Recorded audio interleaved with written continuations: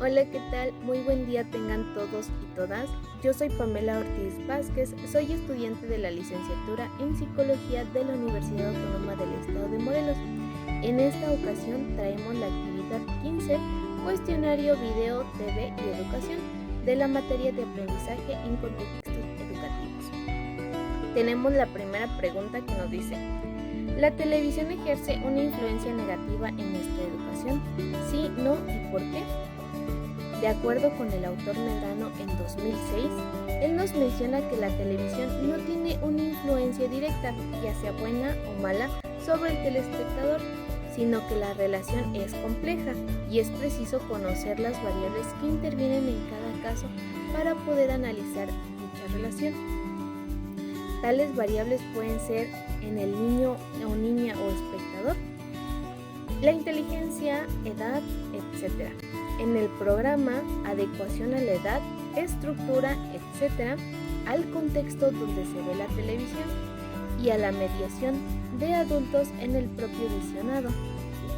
Tenemos en el informe de Anderson y Collins en 1988, mencionado por Medrano en 2006, dice que la influencia de la televisión en el comportamiento cognitivo de los niños demuestra la imprecisión que supone afirmar que la televisión genera pasividad en los niños o que disminuye su capacidad lectora, por lo que el balance no es positivo ni negativo, sino que depende de múltiples factores.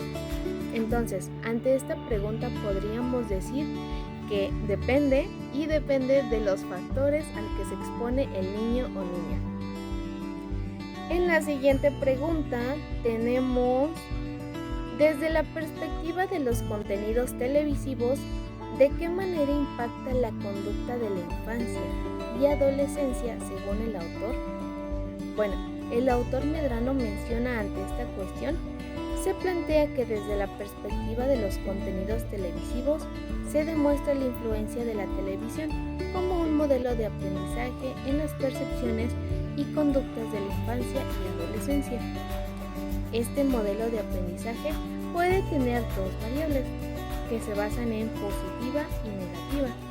La positiva puede estar relacionada con las conductas que transmiten valores y la negativa puede estar relacionado a través de conductas violentas, así como las conductas que también promueven valores materialistas y consumistas. Ok, ante esta cuestión quiero hacer un paréntesis sobre este aprendizaje.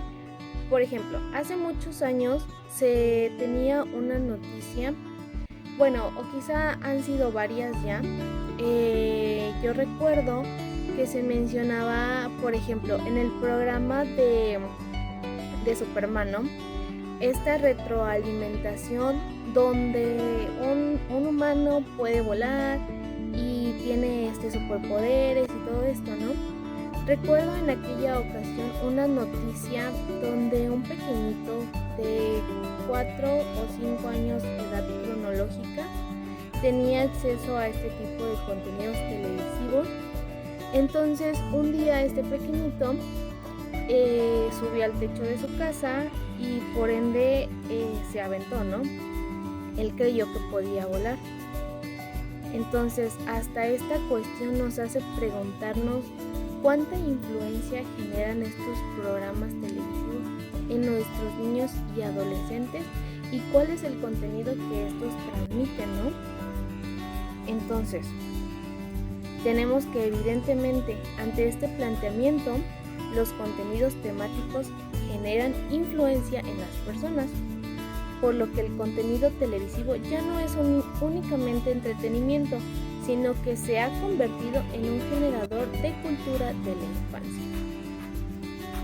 En la tercera pregunta tenemos: desde la perspectiva de televisión como medio, ¿estás de acuerdo que en la TV dificulta el diálogo, la argumentación e impide la construcción activa de nuevos conocimientos? Si no, ¿por qué? Ok, ante esta cuestión se podría decir que sí. ya que son diversos los autores que también mencionan una crítica hacia estos medios por su escaso valor educativo, tanto por el impedimento del desarrollo de otras actividades, o bien porque dadas sus características, dificulta el diálogo y la argumentación e impide la construcción activa de nuevos conocimientos. Por esta razón es preciso que a lo largo de la infancia y de la adolescencia del sujeto se le ofrezcan oportunidades de formarse en el medio televisivo con el fin de que el propio medio pueda construirse en una fuente de aprendizaje enriquecedora para invitar a un diálogo que proporcione nuevos significados a través de la reflexión y de la construcción de aquellos valores que se desean transmitir. Ante esta cuestión podemos mencionar que en efecto lo que transmiten los programas televisivos no hay como un diálogo o una interacción, hasta incluso no tiene mucho tiempo con las plataformas, por ejemplo, de Netflix, que ya son un poco más interactivas y te dicen, en esta ocasión vamos a hacer este experimento, ¿no? ¿Qué podemos hacer esto? Y ya tú eliges, ¿no? Y ya te dice, sí, bien, perfecto, o no, mal, y te regresa. Pero eso no se tenía contemplado anteriormente.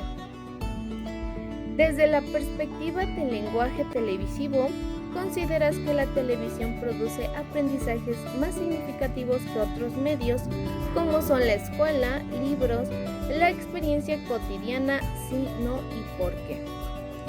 Bueno, ante esta cuestión yo considero que el lenguaje televisivo produce un aprendizaje significativo, ya que relaciona muchos factores, como la imagen con el sonido y que es una fuente importante de aprendizaje. Pero, ante esta cuestión, no considero que genere más aprendizaje significativo que el de la experiencia cotidiana, por ejemplo, ya que no en todos los casos el comportamiento del ser humano, de ser así, el comportamiento del ser humano se vería condicionado a un comportamiento mecanizado y repetitivo. Es decir, que si la televisión solamente produciera nuestros aprendizajes más significativos, nuestros comportamientos se verían afectados o modificados en un comportamiento mecanizado y repetitivo. En la otra pregunta tenemos, ¿es posible educar por medio de los contenidos televisivos? ¿Qué se debe considerar y cómo lograrlo? Sí, es posible educar por medio de los contenidos televisivos y para la cual se debe considerar que la televisión ya no es un único medio de entretenimiento, sino que se ha convertido en un generador de cultura de la infancia, como se mencionó anteriormente, donde la televisión debe ofrecer la oportunidad de hacer un proceso enriquecedor para el telespectador y evitar las posturas proteccionistas o defensivas contra la influencia negativa de la misma, es decir, trabajar en conjunto. Evidentemente, los contenidos temáticos en el medio televisivo generan influencia, donde los contenidos pueden ser una fuente de aprendizaje de valores, por lo que se puede considerar las narrativas televisivas como un mediador de diálogo importante para reconstruir significados. Es decir, se pueden andamiar a las generaciones más jóvenes para que negocien sus identidades y sus reglas sociomorales. En la siguiente pregunta tenemos, ¿el esfuerzo intelectual que supone leer un libro o incluso un cómic es bastante más grande que el de sentarse a ver televisión? Sí, no y por qué. Bueno, de hecho, el esfuerzo intelectual que supone leer un libro o incluso un cómic, una revista, algo que nos genere un esfuerzo, es bastante más grande que el hecho de sentarse y mirar televisión. Así que, por el hecho de sentarse y recibir este estímulo, donde no es necesario generar mayor esfuerzo para lograr la recepción de esta información, es mucho más estimulante para las zonas del cerebro que se encargan de este procesamiento de la información. Es decir, que entonces es mucho más grande el esfuerzo de leer quizá una lectura que no se tiene mucho interés, que a lo mejor un cómic que lo dejaron por tarea, a sentarse y recibir ya la información en automático, ¿no? Y relacionar esto con otro, evidentemente, ¿no? Hay un esfuerzo significativo. Y tenemos la última pregunta. ¿A qué se refiere el autor cuando dice: el visionario de la televisión es un proceso mediado? ¿Y por qué? Ok, el autor nos comenta y nos dice que el visionario de la televisión es un proceso mediado, que va más allá de una relación unidireccional del medio sobre las personas que inciden en la capacidad del procesamiento de la información, la afectividad, la personalidad, etc. Hoy en día, la visión del contenido comunicativo como una variable aislada, capaz de imponer un efecto en la persona, no se corresponde con la idea de un ambiente mediático.